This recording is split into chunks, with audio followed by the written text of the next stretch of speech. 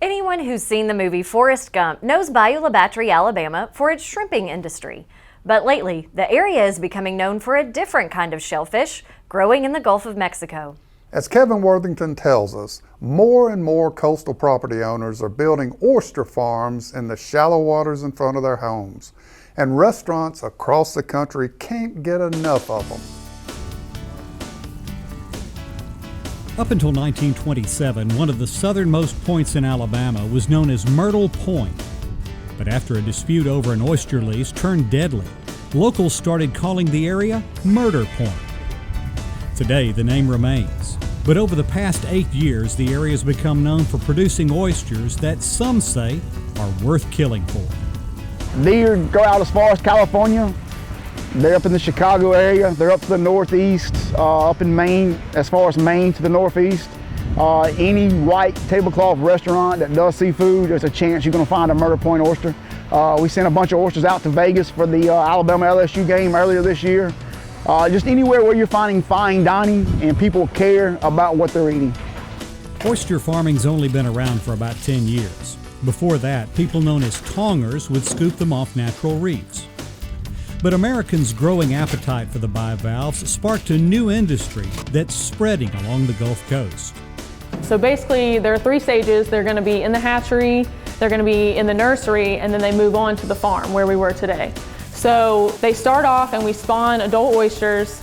They're swimming larvae for a couple of weeks in our hatchery, and they will then stay in our nursery on a flow-through system for maybe a month or 2 months, and then once they're big enough to fit into our grow-out baskets, they will go to the grow-out phase at the oyster farm. We had 3 million oysters in the water last year. We've got 8 million in the water for this coming year. We also started a hatchery 2 years ago, so we put, the last I was told, 87% of the seed in the Gulf this year come from L3 hatchery. So we did 35 million seeds through the hatchery this year. There are 2 systems farmers use for growing oysters, and both of them keep the animals off the seafloor. One utilizes floating cages, while the other has baskets hanging from long lines extending into the Gulf. And so basically harvesting an oyster is going out to your farm, unhooking that basket, bringing it in, and then sorting through your oysters that you have in that basket and getting the ones that are ready for market. So it's a lot less work than what people think as far as just the harvesting part. The actual growing, is the labor-intensive part. From the time an oyster is spawned until it appears on your plate averages 8 months.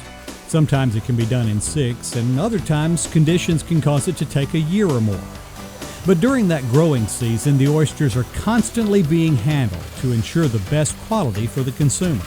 Once a week, you're supposed to lift those baskets up out of the water for 24 hours and then come back after 24 hours and put them back into the water. And that sort of drying period, I guess you could call it, is supposed to kill the algae that's growing on your oysters, on their shell, and supposed to kill the barnacles as well, if there are barnacles on them. So you just have to kind of also go out there and make sure that you don't have any baskets hanging or baskets on the ground, because if they're on the ground in the mud, that oyster is probably not opening up to feed, it's not growing.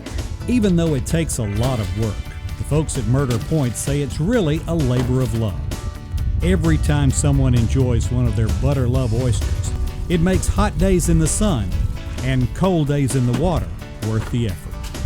If you eat one of our Murder Point oysters, you get a blast of salt, but you get a rich, creamy, buttery aftertaste right there on the back of your palate. So that's where the butter comes from.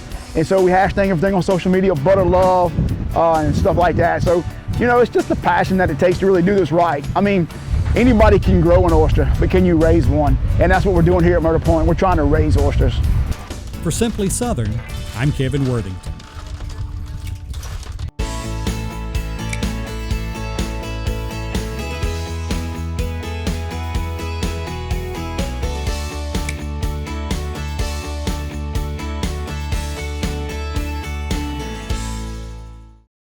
There's nothing quite like sitting down to a home-cooked meal with fresh vegetables from the garden. With Bonnie plants from your local quality co-op store, you can enjoy the freshest vegetables right from your own backyard. And no matter if you're a raised bed gardener, a rose gardener, or if you farm hundreds of acres, Your quality co-op store has exactly what you need to get the most out of your plants. You'll always find what you need, plus friendly, knowledgeable advice at your local quality co-op store. There's one near you. FFA makes a positive difference in the lives of students by developing their potential for premier leadership, personal growth, and career success through agricultural education. We're strengthening American agriculture and providing our members with the skills needed to build healthy local communities, a strong nation, and a sustainable world. We are the next generation of agriculture. It's our turn now. Let's show the world what we can achieve together. We are FFA. The versatile peanut, meat of the earth, friend of the soil, tasty, nutritious, packed with protein. And Alabama peanut farmers nourish some very special things: families, communities, and Alabama's economy. Peanuts. Good for you, good for Alabama. For more Simply Southern, be sure to follow us on social media. And while you're online, visit our website, simplysouthern.tv.net. Simply Southern will continue in a moment. We believe a plant should be more than a plant. This one is.